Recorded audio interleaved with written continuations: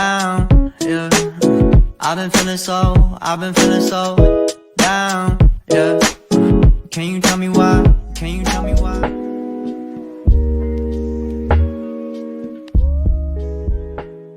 Assalamualaikum warahmatullahi wabarakatuh. Saya Rizka Nur Fadila dari kelas 12 IPA 5. Assalamualaikum warahmatullahi wabarakatuh. Nama saya Aiding Tias dari kelas 12 IPA 5. Assalamualaikum warahmatullahi wabarakatuh. Nama saya Risya Aulia dari kelas 12 IPA 5. Assalamualaikum warahmatullahi wabarakatuh. Nama saya Ella Komalasari dari kelas 12 IPA 5. Assalamualaikum warahmatullahi wabarakatuh. Nama saya Tiara Julia dari kelas 12 IPA 5. Assalamualaikum warahmatullahi wabarakatuh. Saya Rizky Erlambang dari kelas 12 IPA 5. Dinamika politik Indonesia masa Orde Baru. Yang pertama, awal berdirinya pemerintahan Orde Baru. Berdirinya pemerintah Orde Baru dilatar belakangi oleh peristiwa G30 SPKI, yaitu aksi kudeta PKI yang menculik dan membunuh beberapa perwira TNI Angkatan Darat, ditandai dengan inflasi mencapai 600%. Akibatnya, kelompok sipil mengadakan demo besar-besaran yang terbentuk menjadi satu wadah, yaitu Front Pancasila yang mempelopori aksi Tri Tuntunan Rakyat atau Tritura. Isi dari Tritura adalah yang pertama, bubarkan PKI beserta ormas-ormasnya. Yang kedua, perombakan dan pembersihan unsur-unsur PKI dari Kabinet Dwikora. Yang ketiga, turunkan harga kebutuhan pokok dan kebutuhan ekonomi. Pada 2 Oktober 1965, Presiden melakukan dialog dengan Letjen Soeharto dan ketiga perwira tinggi Angkatan Darat, yang melahirkan sebuah surat yang dikenal dengan Super Semar. Pada kondisi ini memunculkan paradigma dualisme kepemimpinan. Pada akhirnya, Presiden Soekarno melepas jabatannya pada 22 Februari 1967 dan digantikan oleh Soeharto. Upaya menciptakan stabilitas politik. Yang pertama, politik pendekatan keamanan dan politik. Yang kedua, pelaksanaan pemilihan umum. Yang ketiga, fusi partai. Yang keempat, dwifungsi ABRI. Yang kelima, penyeragaman ideologis. Dan yang keenam, pemberlakuan NKK atau BKK. Politik pendekatan keamanan dan politik. Langkah pertama pemerintah Orde Baru adalah memperbaiki kondisi negara. Salah satu upaya dalam merealisasikannya adalah menciptakan stabilitas politik. Beberapa usaha pemerintah Orde Baru dalam upaya menciptakan stabilitas politik sebagai berikut. Yang A. Politik pendekatan keamanan dan politik sipil. Implementasi politik pendekatan keamanan ditunjukkan dengan menjaring pihak-pihak yang loyal terhadap Presiden Soeharto, sekaligus melakukan depolitisasi terhadap pihak-pihak yang mengganggu legitimasi pemerintah. Upaya lain yang dilakukan pemerintah Orde Baru yaitu melakukan reorganisasi pada beberapa tubuh kelembagaan negara. Yang B. Pelaksanaan pemilihan umum. Salah satu langkah pemerintah Orde Baru untuk mewujudkan situasi pemerintah yang kondusif dilakukan dengan menyelenggarakan pemilihan umum.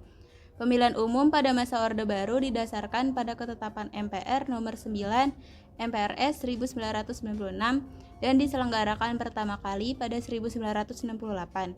Akan tetapi, kondisi politik dan keamanan yang tidak memungkinkan menyebabkan pemilu baru dapat dilaksanakan pada 1971 dengan keikutsertaan 10 partai politik. Yang C. Fusi partai. Fusi atau penggabungan partai merupakan kebijakan politik pemerintah Orde Baru yang dirancang pemerintah menjelang pemilu 1977. Kebijakan ini didasari anggapan bahwa banyaknya partai akan memicu persaingan antar parpol, sekaligus persaingan dalam tubuh internal parpol, sehingga mengganggu stabilitas pemerintahan. Implementasi fusi partai ditunjukkan dengan membentuk 2 partai baru, yaitu Partai Persatuan Pembangunan atau P3 dan Partai Demokrasi Indonesia atau PDI. Berikutnya ada dwifungsi ABRI.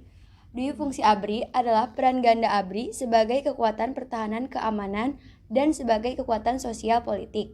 Sebagai kekuatan sosial politik, ABRI diarahkan untuk mampu berperan secara aktif dalam pembangunan nasional. ABRI juga memiliki wakil dalam MPR yang dikenal sebagai fraksi ABRI, sehingga kedudukannya pada masa Orde Baru sangat dominan. Berikutnya ada penyeragaman ideologis. Penyeragaman ideologis digalakkan oleh pemerintah Orde Baru melalui ideologi Pancasila. Upaya penyeragaman ideologis dilakukan dengan kegiatan penataran, pedoman, penghayatan, pengamalan Pancasila atau disebut juga P4 yang dikoordinasi oleh Badan Pembinaan Pendidikan Pelaksana P4 BP7. Penataran P4 bertujuan membentuk pemahaman yang sama mengenai demokrasi Pancasila menurut pandangan pemerintah Orde Baru.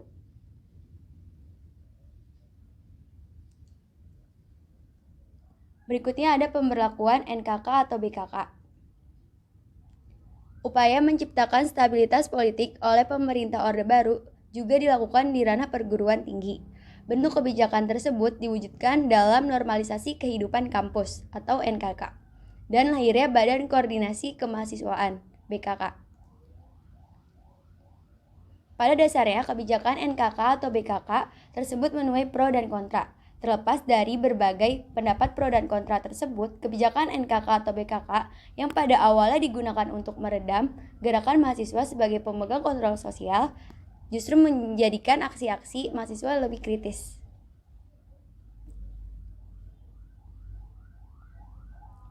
Berikutnya ada integrasi Timor Timur. Proses pengintegrasian Timor Timur ke Indonesia dilakukan melalui operasi keamanan dengan nama Operasi Seroja.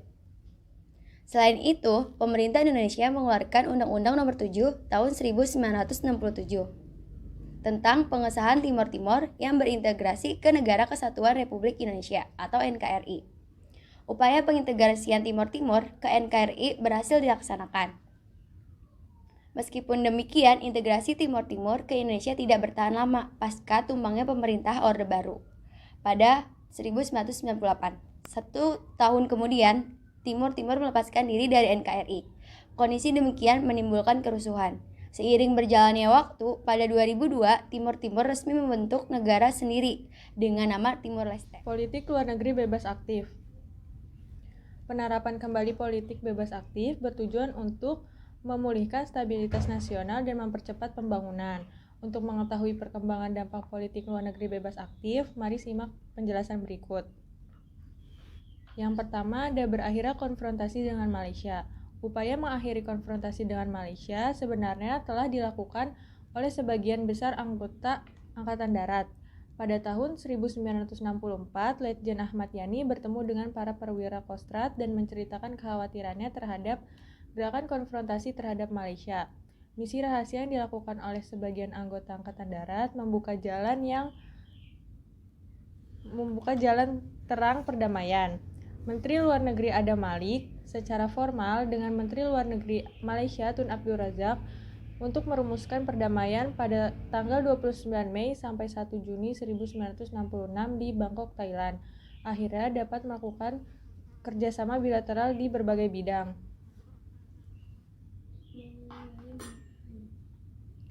Yang kedua ada kembali menjadi anggota PBB.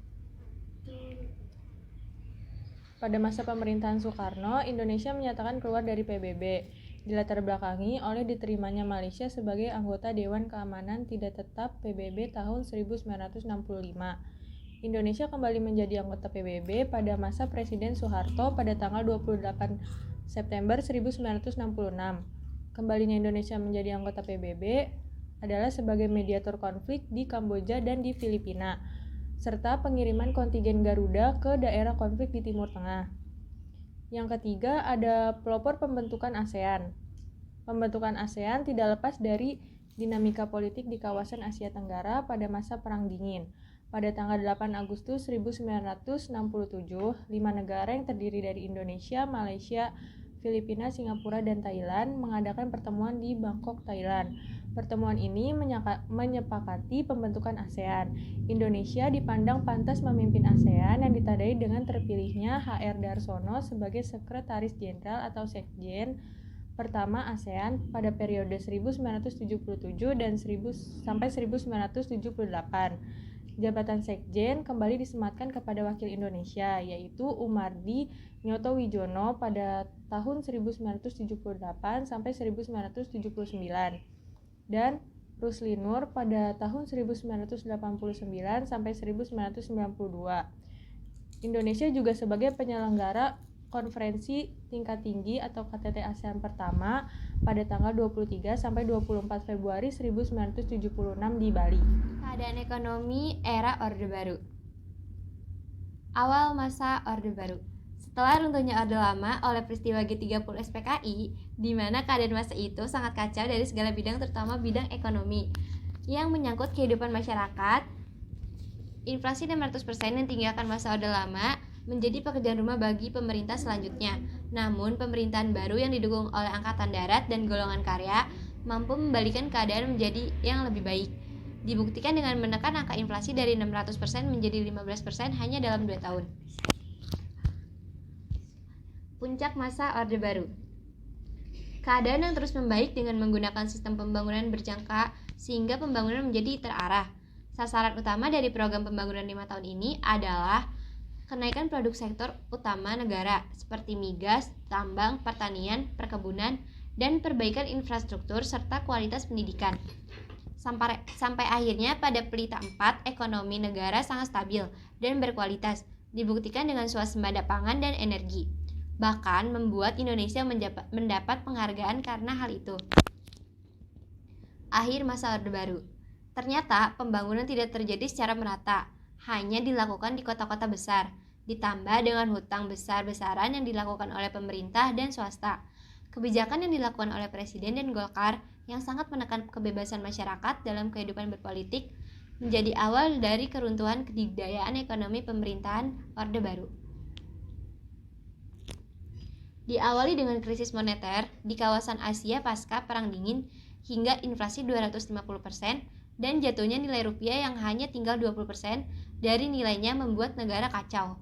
Tekanan mahasiswa memulai demonstrasi besar-besaran dan aksi penjajahan di Jakarta membuat investor kehilangan kepercayaan terhadap Indonesia. Selanjutnya, trilogi pembangunan. Prinsip pembangunan era Orde Baru. 1. Pemertaan pembangunan dan hasil-hasilnya yang menuju kepada terciptanya keadilan sosial bagi seluruh rakyat Indonesia. Yang kedua, pertumbuhan ekonomi yang cukup tinggi. Dan yang ketiga, stabilitas nasional yang sehat dan dinamis. Rencana pembangunan 5 tahun. Sebuah master plan dan strategic plan era Orde Baru berisi tentang perencanaan pembangunan negara jangka pendek. Yang pertama, Repelita 1 tahun 1969 sampai 1974. Bertujuan memenuhi kebutuhan dasar dari infrastruktur dengan penekanan pada bidang pertanian. Yang kedua, Repelita 2 tahun 1974 sampai 1979. Bertujuan meningkatkan pembangunan di pulau-pulau selain Jawa, Bali, dan Madura, di antaranya melalui transmigrasi. Yang ketiga, Repelita 3 tahun 1979 sampai 1984. Menekankan bidang industri padat karya untuk meningkatkan ekspor. Yang keempat, Repelita 4 tahun 1984 sampai 1989. Bertujuan menciptakan lapangan kerja baru dan industri.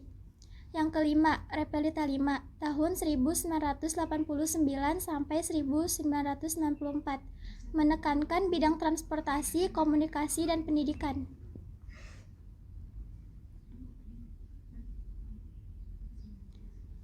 Kebijakan ekonomi era Orde Baru. Yang pertama, pembangunan 5 tahun atau pelita. Yang kedua, membuka jalan investasi asing. Ketiga, pembangunan industri strategis dan teknologi. Keempat, pembangunan jangka panjang atau PJP selama 25 tahun. Yang kelima, pengembangan teknologi pertanian. Dan yang keenam, pembangunan sistem pengairan pertanian dan perkebunan. Dampak kebijakan politik pada masa Orde Baru dari segi positif maupun negatifnya. Yang pertama, dampak positif. Yang pertama, pemerintah mampu membangun fondasi yang kuat bagi kekuasaan lembaga kepresidenan yang membuat semakin kuatnya peran negara dalam masyarakat. Yang kedua, situasi keamanan pada masa Orde Baru relatif aman dan terjaga karena pemerintah mampu mengatasi semua tindakan dan sikap yang dianggap bertentangan dengan Pancasila. Yang ketiga, dilakukan peleburan partai dimasukkan agar pemerintah dapat mengontrol parpol. Yang keempat, keamanan dalam negeri lebih terjamin.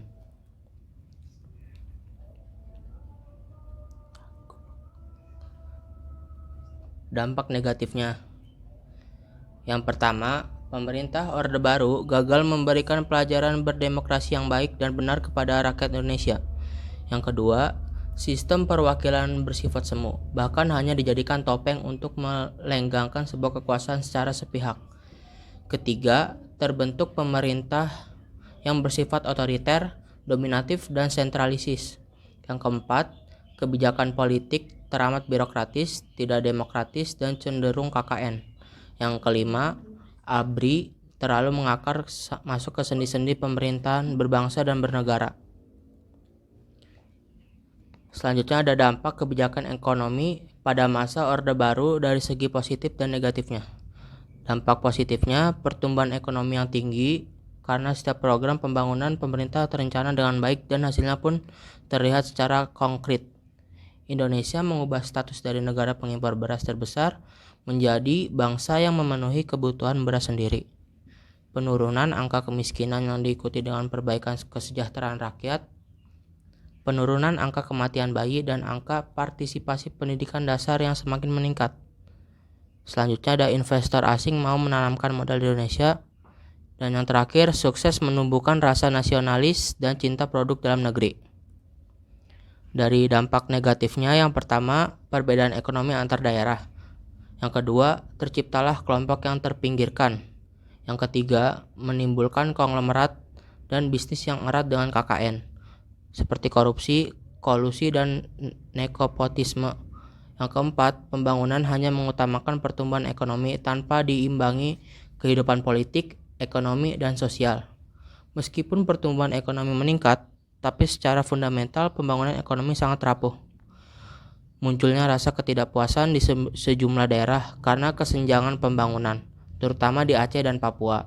Dan yang terakhir ada kecemburuan antara penduduk setempat dengan para transmigran yang memperoleh tunjangan pemerintah.